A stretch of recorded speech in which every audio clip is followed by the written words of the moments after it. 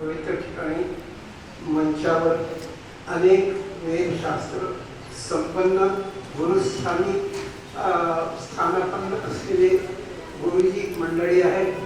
त्यात काशीचे आणि परमपूज्य पुराणिक गुरुजी, परमपूज्य लक्ष्मीकांत गुरुजी, मधुसूदन गुरुजी या ज्यांचं घनपारायण इथे संपन्न होणार आहे, त्यांचे समर्थ गुरुजी सचिन गुरुजी आणि सगळीच वेदज्ञ वेदशास्त्र संपन्न मंडळी यांच्या सर्वांच्या चरणावर मी साष्टांग मनानं नमस्कार करतो.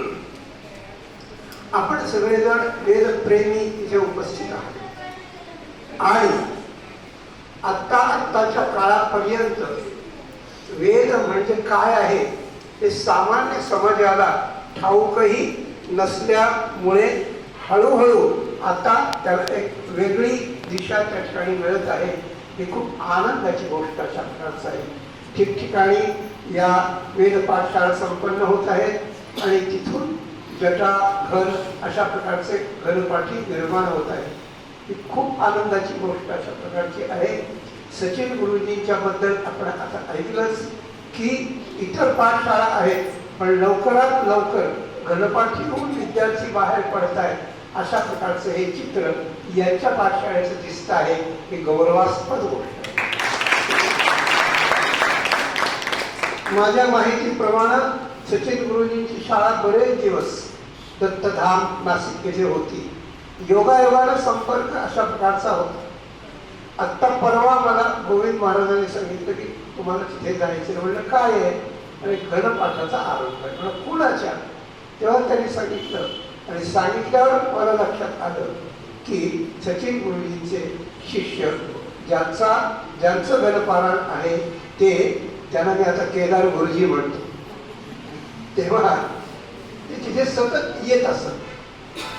सगळ्या विद्यार्थी बरोबर दर्शनाला संध्याकाळी रात्री सगळं निवांत झाल्यानंतर येत असे आणि अत्यंत नम्रता, मोठ्यांच्या ठिकाणची मर्यादा अशा प्रकारची त्याची त्या मला दिसत होती. आणि खरं म्हणजे आजारी असल्यामुळे, तेव्हापासून आतापर्यंत आजारी असल्यामुळे जवळजवळ सगळे कार्यक्रम रद्द केले. पण केदारचं घनपारायण म्हटलं की मी वर्ण गोविंदांनी जातो आणि 3 तासाचा प्रवास करून अजूनही मी सगळ्या वैदिक प्रवरांच्या आशीर्वादानं आत्तापर्यंतही चांगला आहे अशी गोष्ट आहे. तात्पर्य काय आहे की जी गोष्ट शास्त्राच्या दृष्टीनं, जी गोष्ट समाज कल्याणाच्या दृष्टीनं, जी गोष्ट मानवाच्या अंतिम हिताच्या दृष्टीनं महत्वाची आहे, ती गोष्ट लोकांच्या पुढे आली पाहिजे.